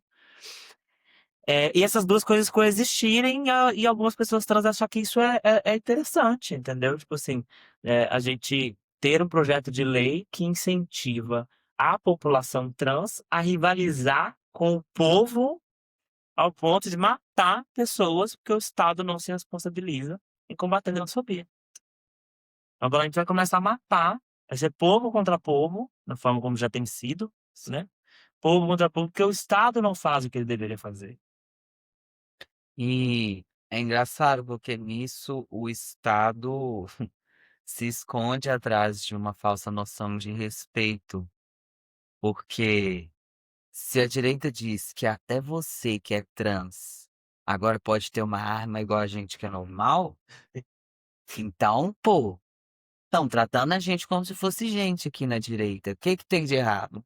Você pode ser pró-capitalismo, você pode comprar as camisas com a bandeira LGBT pra você, e você pode portar uma arma, igual qualquer Pega a bandeira pessoa. trans, Se bobear até com a bandeira trans na arma e matar o seu transfóbico. Se você aceitar o nosso discurso, a gente até deixa você andar junto com a gente, né? E o pior é que quando a gente trabalha aí com algumas populações, como a população trans, que é uma população que passa por inúmeras fachadas de vulnerabilidade, você está oferecendo uma possibilidade de algo que muito provavelmente vai estar dentro daquilo que a pessoa almeja. Por exemplo, para uma pessoa trans que nunca teve acesso à escola direito, que nunca teve acesso à educação da escola, né? A trabalho, não teve acesso à alimentação, não teve acesso a ser enxergada como alguém. Você poder falar com ela que ela hoje pode ter o porte de arma para poder matar quem entrar na frente dela como um obstáculo, você está entregando o quê para essa pessoa? A chance, passagem direta para cadeia. Você está entregando uma forma direta da gente continuar achando que a finalidade da nossa transição, que a finalidade da nossa saída do armário é ocupar o lugar de uma pessoa hétero cis normativa. É a performance final, né? O grande finale é um homem trans com uma arma à cintura, né? E uma travesti dentro de casa protegida por esse sujeito armado. E é muito curioso pensar isso, porque a gente está falando de uma população que sofre altos índices de suicídio, sabe? Nossa população não pode aprovar esse projeto porque a gente não tem condição psicológica de ter arma. Exatamente. Ia ser muita gente se matando, não ia dar certo. O travesti matando homem trans, ou filho matando pai, sabe? Porque a gente tá falando de um país onde o Estado não se responsabiliza pela violência LGBTfóbica que acontece dentro dos lares. E aí a gente vai começar a achar normal o adolescente de 15 anos dar tiro no pai? Porque o Estado não interviu e tirou aquela criança daquele lar? O jeito vai ser ela pegar a arma do pai e dar um tiro na cabeça do próprio pai? Vamos pros quadros? Vamos. Vamos pros quadros.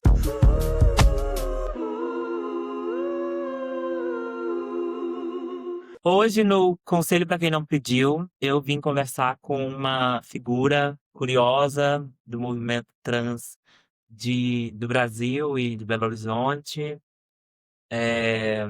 Muitas pessoas vão conhecer ela aí como Luna Ventura. Mais recentemente, ela está se apresentando como Ventura apenas. E aí eu vou contar um pouquinho da trajetória dessa pessoa para vocês, porque é para ela que vai o conselho de hoje. A Luna Ventura, ela passou por alguns contextos aí de construção de personalidade e identidade depois da transição dela. Ela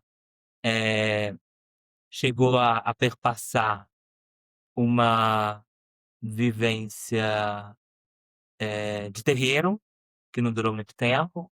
Não sei como é que tá a religião dela hoje, mas ela não parou de colocar isso como um centro da produção de conteúdo dela, pelo menos, né?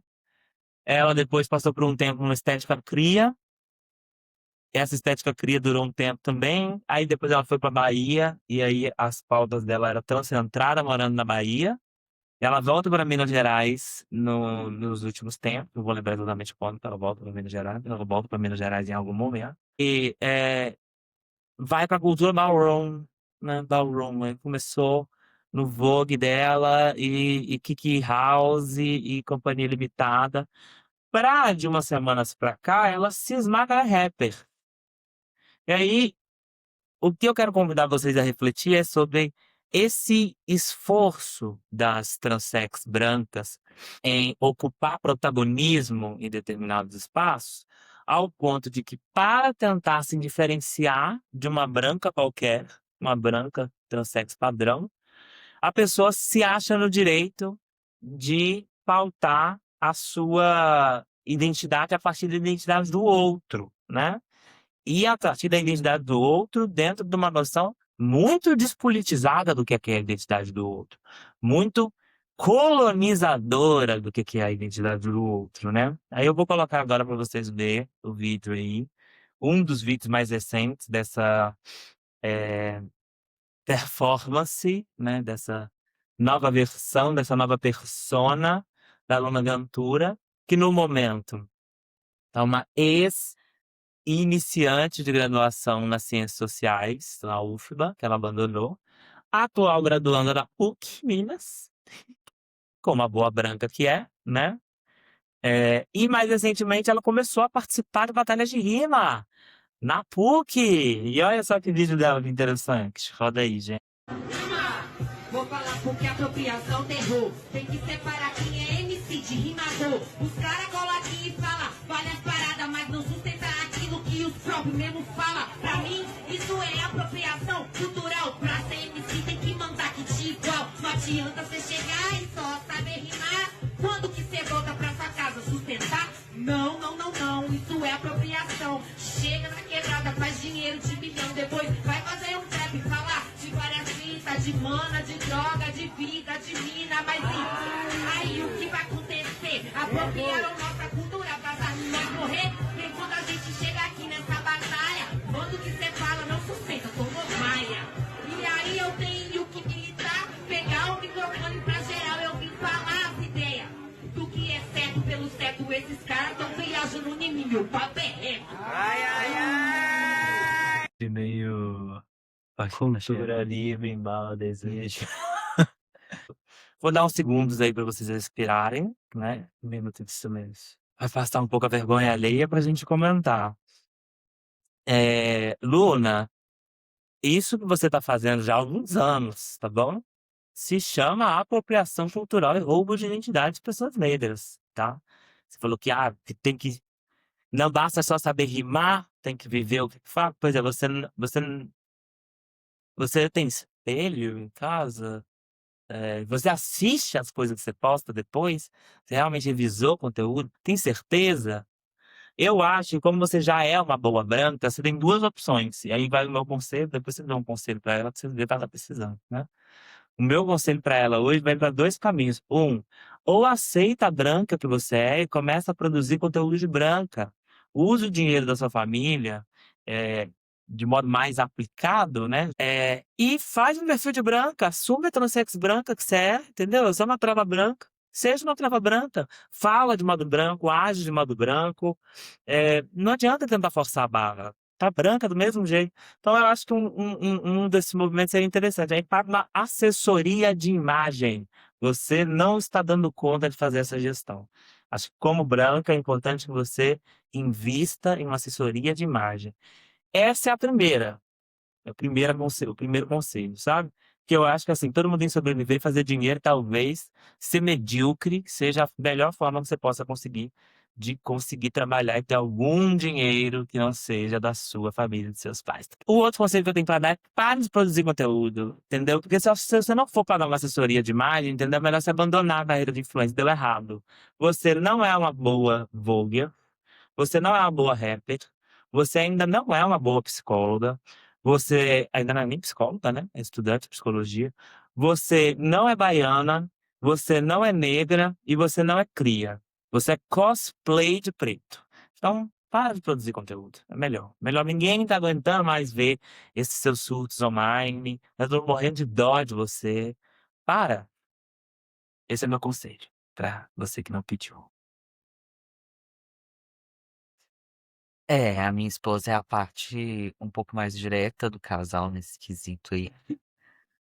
Luna, como um parceiro de branco aí, seu, eu acho que assim, mais uma vez, falando nesse podcast, a gente não precisa ocupar todos os lugares, e seria muito interessante que esse lugar específico seja um lugar que você não ocupe, porque a gente precisa de pessoas brancas falando sobre esse surto que às vezes a gente pode ter na busca sobre a nossa identidade, de como eu acho que esse é o momento de começar a entender e falar sobre o lugar de branco dentro desse debate sobre transfeminilidade, principalmente.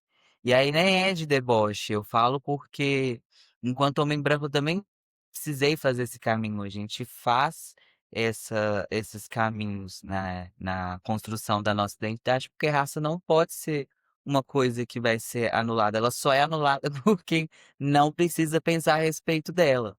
E a gente viu que talvez precisar você não precise, mas não é uma coisa que você não quer fazer.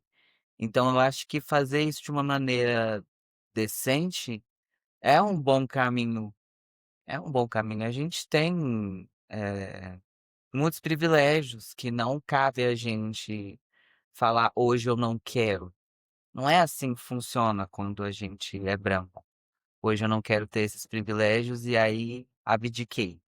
A gente vai continuar tendo, então é muito coerente a gente, já que tem, saber fazer um bom uso. A gente tem uma mania muito grande de querer protagonismo de tudo, né? E eu acho que tem outras formas, assim, se é do seu desejo ser aliada da população negra, que não precisa, fingir, né, tentar fingir ser negra.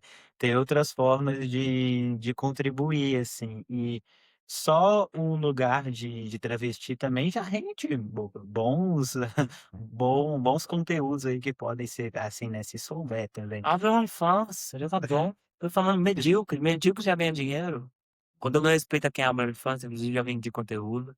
Pra mim é super digno o trabalho. Continuem assim. Mas assim, é isso, parar com essa mania de querer ser protagonista de tudo, né, escolhe ali um nicho para produzir conteúdo, né, já que já passou por tantos lugares ali também, né. E se você não vai fazer o que você deveria estar fazendo, que é discutir politicamente o seu lugar social, o papel que você tem na sociedade, então os privilégios que você tem e os direitos que você, enquanto travesti, precisa buscar para conquistar e tudo, que eu acho super válido. Você vai fazer mercadoria em cima das coisas, você vai fazer logo em cima do que as pessoas mais vulneráveis estão tentando construir da forma mais difícil possível, que é a população preta, as travas pretas estão construindo aí, tijolinho por tijolinho, passando uma puta dificuldade para poder conseguir consolidar esses espaços de travestis pretas, né? Você vai ir lá e querer protagonizar nesses espaços, sendo que assim, se é. Se você quer aparecer quer ganhar dinheiro, quer fazer sucesso, faz o caminho que toda branca faz, entendeu? Vai divulgar tigrinho, entendeu? Não precisa roubar cultura negra para isso. Vai divulgar tigrinho. Mediocridade você pode aplicar em outros lugares, não precisa aplicar num lugar tão importante quanto esse pra gente, não, né? É, tem outros lugares que dá pra você ser básica. Então é isso, Luna, aposente.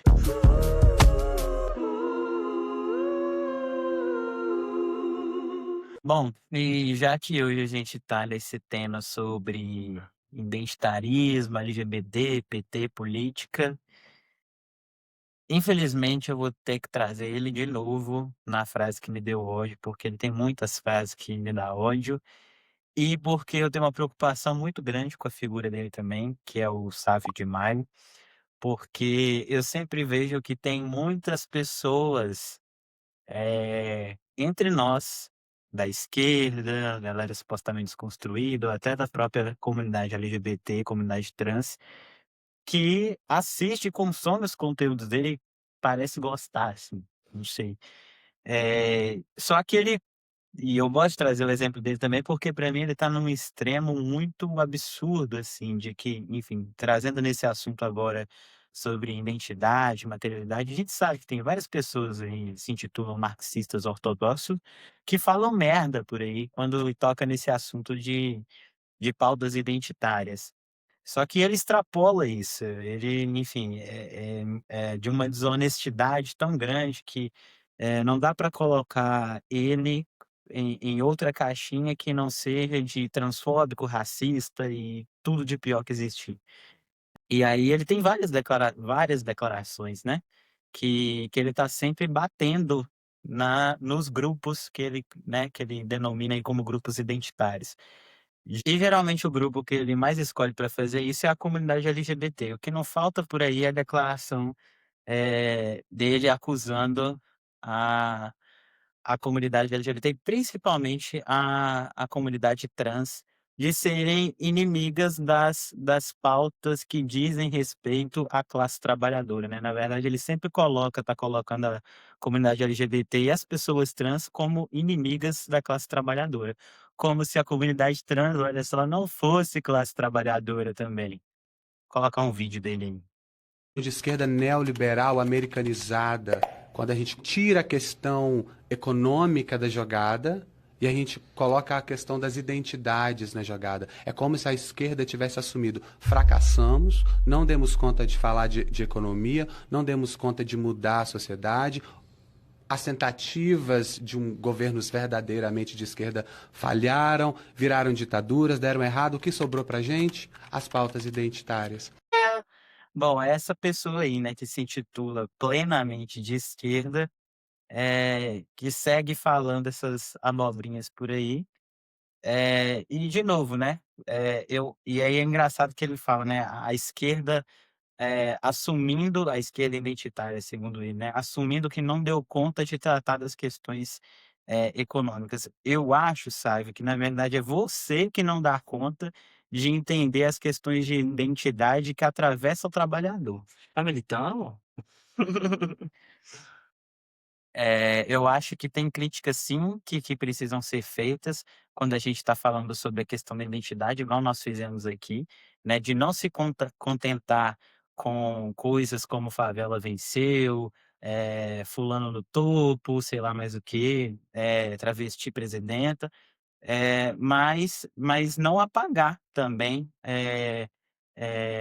a questão da identidade, das pautas sociais, da discussão, econômica que passa pelo debate sobre a luta de classes. E aí eu trago o exemplo do Sávio, que é o extremo do absurdo, mas chamando a atenção que tem discursos que a gente vê, sendo difundidos por aí por pessoas de esquerda, plenamente de esquerda, comunista, marxista, etc., que podem caminhar para chegar num denominador comum com esse discurso do Sávio. Por exemplo, o que eu trouxe aqui do Jones Manuel, enfim, que relativizar as conquistas, dos movimentos sociais, né, e desassociar isso totalmente do que eles entendem como luta da classe trabalhadora.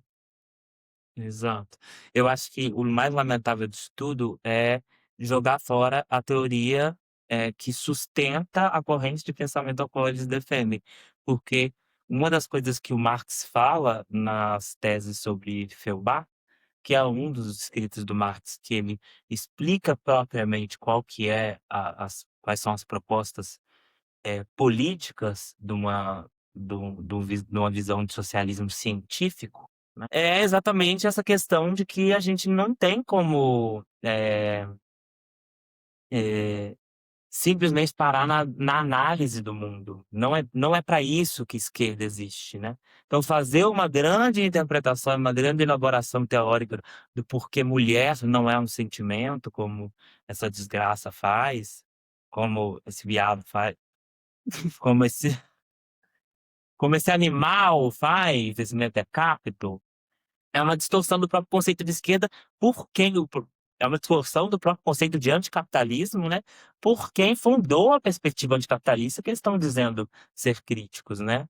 É o Marx lá falando que não basta interpretar o mundo, a gente precisa mudar o mundo, a gente precisa de questões práticas e objetivas sendo transformadas. E quem faz isso na prática são os movimentos sociais. "Ah, mas quem faz isso não são os partidos de esquerda?" Partidos de esquerda se munem dos movimentos sociais para construir a sua base. Não existe partido de esquerda sem sindicato, sem movimento de mulheres, sem movimento LGBT, sem movimento negro. A gente tem os Panteras Negras como exemplo, a Angela Davis como exemplo, para mostrar pra gente que, discutir questões relacionadas a subcategorias de humanos no capitalismo é uma das questões principais para a gente entender o quanto que o capitalismo se enraiza e se manipula, enfim, se organiza através de dinâmicas de opressão para poder explorar até a última gota um povo, né. E isso é feito a partir de outras estratificações, como gênero e raça, né. Então nós não estamos falando aqui, Savita, de, identidade, glamour e morrer nisso não, nós estamos falando objetivamente de questões de trabalho. Agora, para quem só lê e não trabalha, às vezes não vai entender o que é trabalho de fato, o que ocorre de fato, né. E é muito fácil também criticar uns grupos considerados por ele identitários, quando para ele, talvez, ele tenha uma identidade que passe despercebida, que não precisa ser localizada, né, de homem cisgênero branco. Ser gay só não é suficiente, aparentemente, né. Não. Não, e ultimamente o gay anda ressentindo, né, junto com todos os outros homens cis, né, nesse lugar de sentir que agora eles são conservadores. Como assim agora eu sou conservador? Privilegiado. Sou privilegiado. Aí ele vai se ressentir e vai querer se virar contra quem? Com quem chama ele disso. A travesti, o boyzeta. Essa desconstrução aí das questões identitárias, dessa negligência com as questões identitárias, o que sobra para poder apontar o dedo para eles que já estão ali dentro do caixotinho deles, que a direita colocou a caixinha de papelão para eles entrarem, é com a galera LGBT de esquerda, que é quem vai conversar direto, que vai apontar. Porque o resto da galera de esquerda, se aponta o dedo, ou às vezes o próprio pessoal da direita, que não é uma galera que, sei lá, assimila LGBTs aí, eu duvido que ele não vai puxar a pauta identitária. Gente, homofobia é crime. Eh, Só faz sentido ele levantar esse tipo de discurso, porque ele vai debater isso com os LGBTs de esquerda, que não estão nem um pouco interessados em tirar direitos dele, não por ele ser gay. Talvez tirar o lugar de fala. Isso sim, fazer uma costura na boca, acho que poderia ajudar. E amarrar a mão, né, pra digitar também. Eu desligo o Wi-Fi nele. Já resolve bastante. Isso é gênero ou falta de terapia, Vitor? Eu acho que é falta de terapia, gente.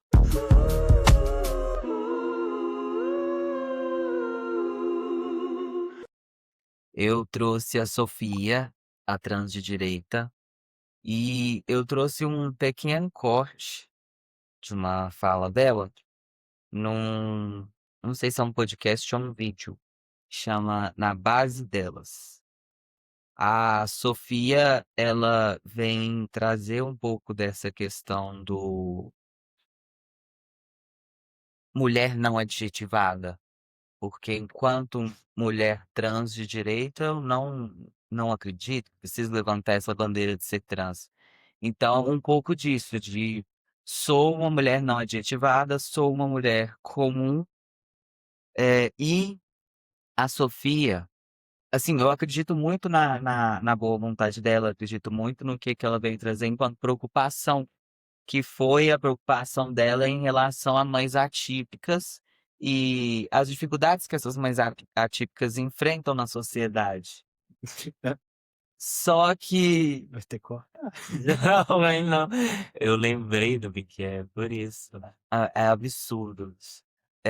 Só que nessa de mostrar que existem pautas que são enfrentadas por mulheres que precisam de talvez tanta atenção quanto a das travestis, que mas nessa dela tentar mostrar que não são só as travestis que têm demandas urgentes, que existem outras mulheridades que têm demandas que são tão urgentes quanto para ela, eh, ela acabou tropeçando um pouco aí e comprometendo um pouco do discurso que ela quis trazer. Vocês vão dar uma conferida aí, eu não vou precisar falar muito mais para vocês entenderem, olha aí. Hoje eu luto muito por mães atípicas, que são pessoas que realmente precisam de representatividade, de ser vista na sociedade. Essas mães, por exemplo, elas tiram toda a sua vida para focar nos seus filhos que são autistas. E quem cuida delas? Elas cuidam, mas não são cuidadas. Então isso é representar. E não eu que sou uma mulher trans, e o que me faz diferente de você ou de você? Nada. Mas você é trans. Eu não sou uma alienígena. Eu tenho uma vida, eu consigo trabalhar, não sou autista. Então isso não me faz precisar de representatividade. Então, gente, eu acho que vocês conseguiram entender onde é que a Sofia acabou escorregando aí. E eu não acho que foi por acaso, também não acho que ela teve a intenção de, enfim, de falar mal e diminuir neurodivergentes ou qualquer questão assim. Só que, pelo discurso dela, a gente, pelo menos eu consegui interpretar assim, que a nossa querida transdireita precisou anexar uma outra minoria ao estado dela, para em comparação com essa minoria, aí sim encontrar uma brecha de espaço para ser entendida junto das Mapô. Ou seja, ela evoca ali as mães de atípicos, porque em comparação com as situações de mazela que essas mães passam, ela, por ser uma travesti, que, enfim, não reconhece nenhum tipo de violência ou dificuldade que ela passa por ser travesti, está num espaço comum às outras mapoas. Ou seja, há diferente ali que de fato precisaria de políticas públicas, que de fato demanda algo que é material e palpável, que vai diferenciá-la das outras mapoas, não é a travesti, é a mãe atípica. Vocês entendem? Criar um cenário junto com outras minorias participando, para aí sim, dentro de uma comparação, ela conseguir chegar um pouco mais perto do lugar das mapoas. Não faz sentido nenhum. Porque no meio disso você pode até ter boas intenções, Sofia, mas acaba falando esse tipo de merda. Não, e fazendo um caminho super contraditório, né? Porque as travestis não têm enfrentamentos de dificuldades no campo do trabalho. As mais atípicas têm pra caramba, de fato. Temos um Estado extremamente capacitista, e quando a gente tem um Estado extremamente capacitista, nós temos principalmente famílias sobrecarregadas, e dentro das famílias sobrecarregadas, quem mais faz trabalho de cuidado são mães. Debater mães atípicas é interessante? É interessante. Agora, a minha pergunta é: a gente resolve isso o que causa, o fator causal aí do da sobrecarga das mães, mães atípicas, resolvendo exclusivamente o problema delas, ignorando que outros grupos também são economicamente e profissionalmente vulnerabilizados, né? E aí é isso, ela não se aprofundou na crítica. Se ela tivesse aprofundado na crítica, ela não teria. Assustador no vídeo, né? Eu desnecessário, não precisava ter cometido esse erro, mesmo sendo alguém que defende a pauta de mães atípicas, foi um comentário bem descuidado, né? E ela não entende devidamente quais são os problemas enfrentados por uma mãe atípica. Porque nós estamos falando principalmente de um Estado que não consegue olhar para as coisas por um viés socialista. De novo, voltando, eu não vou ficar discutindo aqui com marxista, falando, citando outros teóricos. Vou voltar em Marx com vocês mais uma vez para vocês saberem do que a gente está falando. Uma frase de Marx é que a proposta política socialista traria, precisaria, né, de cada qual suas capacidades e daria a cada qual suas necessidades. Ou seja, cada um entrega o que tem e recebe o que precisa. Isso seria uma proposta socialista. E isso seria o que traria condições para a sobrevivência tanto de travestis quanto de mães atípicas. São coisas que não têm como estar desassociadas. Pensar políticas sociais, pensar um Estado igualitário, é pensar a redistribuição de trabalho, é pensar você conseguir garantir a sobrevivência de todo mundo, garantindo que todo mundo trabalhe de acordo com o que pode trabalhar, tendo espaço para outra coisa além dessa sobrecarga de trabalho. Assim, eu não tenho muito o que dizer. Acho que essa moça, ela faz um malabarismo absurdo e bizarro para tentar negar a própria identidade e se aproximar o máximo possível de uma Mapoa, né, Uma de coisinha. uma vivência de uma Mapoa. E, assim, de novo, eu acho que entra aqui em questão é a falta de consciência sobre a própria realidade, as próprias violências que atravessa, porque ela considerar que a prioridade dela tem que ser pautar os problemas enfrentados por mães atípicas, quando a maioria, enfim, das pessoas como ela, de mulheres trans, travestis como ela, tá vivendo em esquina de prostituição, enfim, não tá conseguindo trabalho digno no mercado de trabalho, não tá acessando educação, é é bizarro, assim, é bizarro e aí, enfim, me lembra muito, de novo, assim, o que Fanon fala sobre a ausência de consciência e essa tentativa de criar uma máscara, eu vou falar disso, né, depois, mas assim, de criar uma máscara, do que você deseja ser para tentar alcançar, certa humanidade.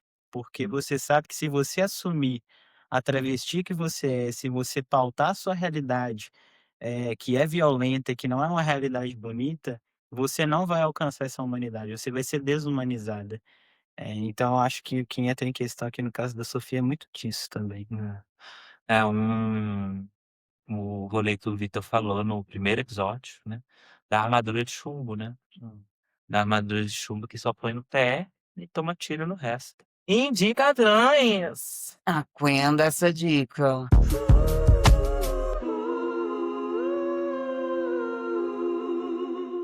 Bom, é a minha indicação de hoje, que eu sempre venho começo a comentar a minha indicação durante o episódio, né. A minha indicação de hoje, não trata diretamente, na verdade passa um pouco distante da questão LGBT, enfim, do cenário político atual, mas eu acho que é um material muito importante para quem tem interesse mesmo em entender essa questão, da identidade, como que ela se relaciona ao processo, enfim, a estrutura de exploração de violência, que é o livro do Frantz Fanon, que se chama Pele Negra, Máscaras Brancas. Eh, Lá ele faz uma abordagem muito contextualizada e específica, que ele vai tratar da questão racial, enfim, fazer uma leitura sobre as consequências da colonização, enfim, nos países colonizados e para a população negra.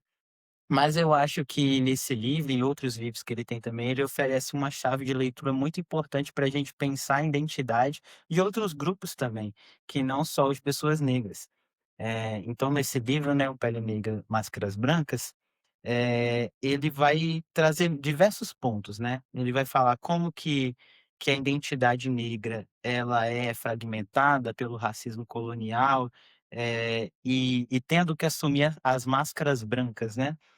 Para o negro ser humanizado. E aí foi aí que eu trouxe para a questão da Sofia, que eu acho que a gente pode trazer para outras, por exemplo, pessoas trans de direita que a gente já vem debatendo aqui, que é, enfim, essa. E aí trazendo, né, para essa lógica de alguém colonizado, enfim, que é uma minoria, né, que é atravessado pela desigualdade, pela violência, essa tentativa de vestir uma máscara que supostamente vai impedir ela de ter contato com a violência, com a desigualdade, enfim, eh, de associar uma outra identidade muito diferente da sua para ser humanizado, né.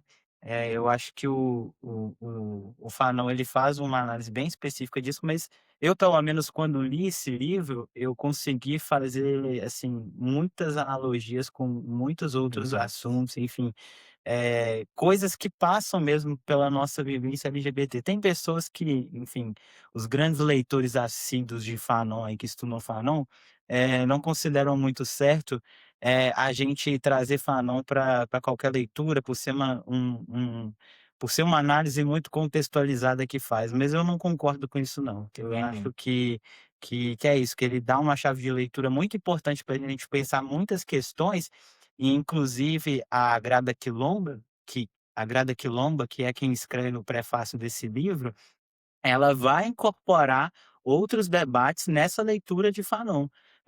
No prefácio, ela não vai ficar só, no grupo de pessoas negras, ela vai falar das pessoas LGBTs, dos povos indígenas, das mulheres trans, eh, falando exatamente que Fanon não chegou a falar, diretamente sobre esses grupos. Inclusive, ele é criticado por algumas pessoas por o tempo todo estar falando do homem negro, né, não fala da mulher negra, etc.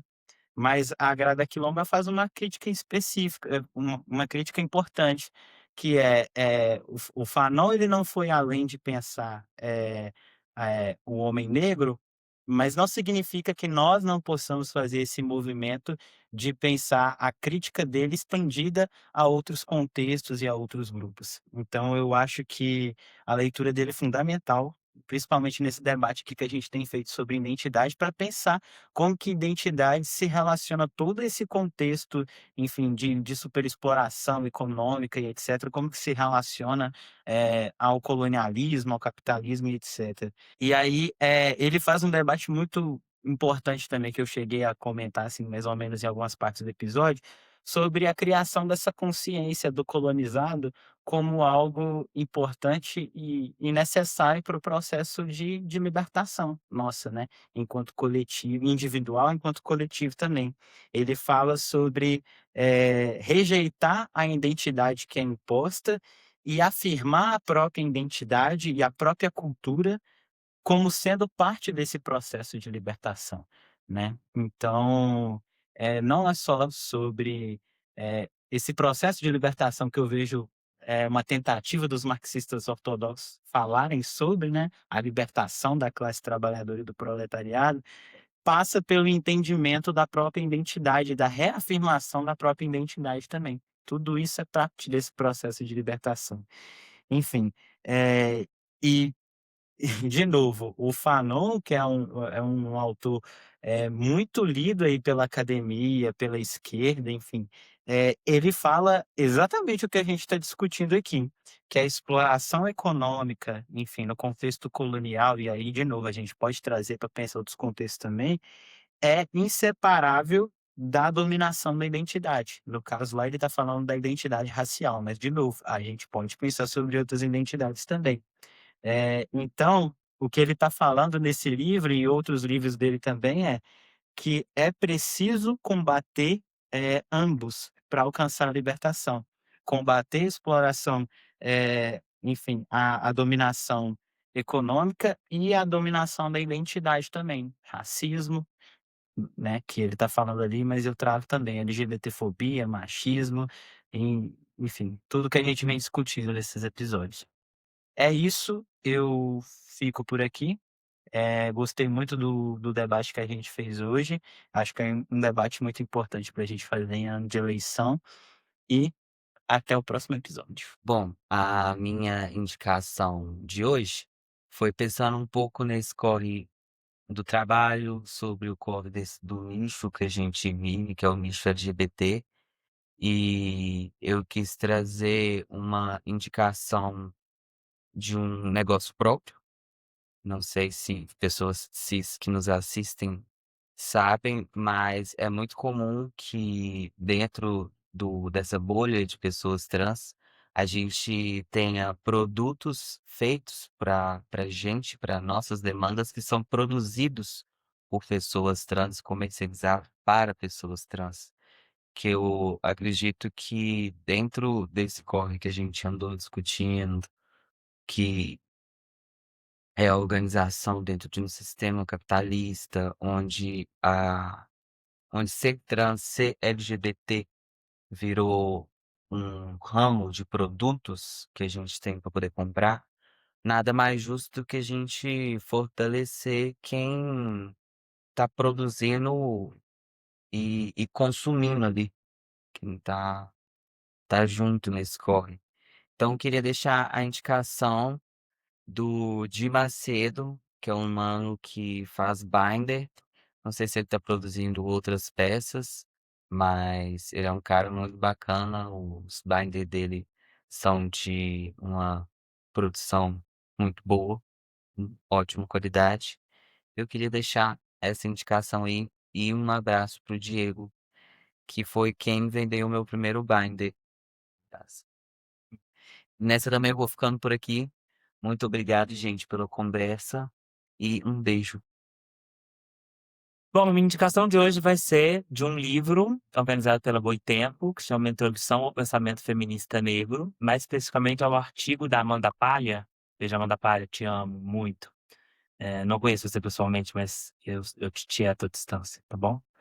É, Sou muito, muito, muito, muito fã da Amanda Palha. Acho que ela é uma das referências intelectuais para mim no Brasil hoje, enfim, que nortearam muito das minhas pesquisas, mesmo tendo produzido tão pouco a nível de espaço que já foi dado a essa mulher, que ela tem um potencial crítico assim gigantesco, e ainda muito mal aproveitado pelas editoras brasileiras. Eu acho que se eu tivesse uma editora, eu já tinha comprado um livro dessa mulher há muito tempo. E ninguém investiu nesse projeto ainda, mas já fica essa indicação também para as editoras.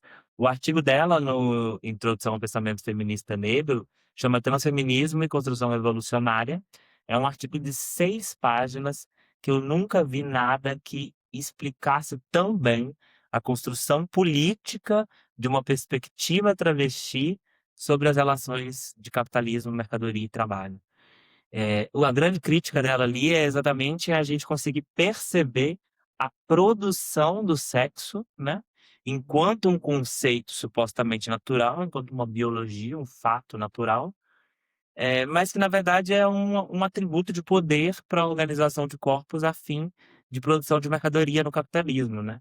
Então, eu acho que se eu tivesse como defender uma questão mais urgente para a compreensão de toda a esquerda sobre o capitalismo atual, eu diria que está nessas 6 páginas da Amanda Palmer. É um artigo muito denso, apesar de 6 páginas, uma linguagem muito difícil, mas que vale a pena ler com um dicionário ali do lado, tendo tudo direitinho, porque é um A mais B do que tem de comunista em ser travesti. Então é um axé assim, diferenciado, sabe? É, Então, deixo essa indicação pra vocês. Amei gravar esse episódio. É um episódio que eu tava muito animada pra fazer. Dia do Trabalhador, sempre a pauta de umas distorções aí do liberalismo, né? Nós estamos em ano de eleição, é importante a gente lembrar as pessoas do que importa de fato, economicamente, politicamente falando, desse Brasil e mundo, né? Sim. Agradeço de novo vocês por terem acompanhado o nosso episódio até o final. Siga-nos nas redes sociais, @semcensura, @manual prático de bruxaria, @trans.cendente, @Matthews. Acompanhe nossos próximos episódios. Sem Censura é um podcast independente quinzenal. Compartilhe o nosso trabalho e até a próxima.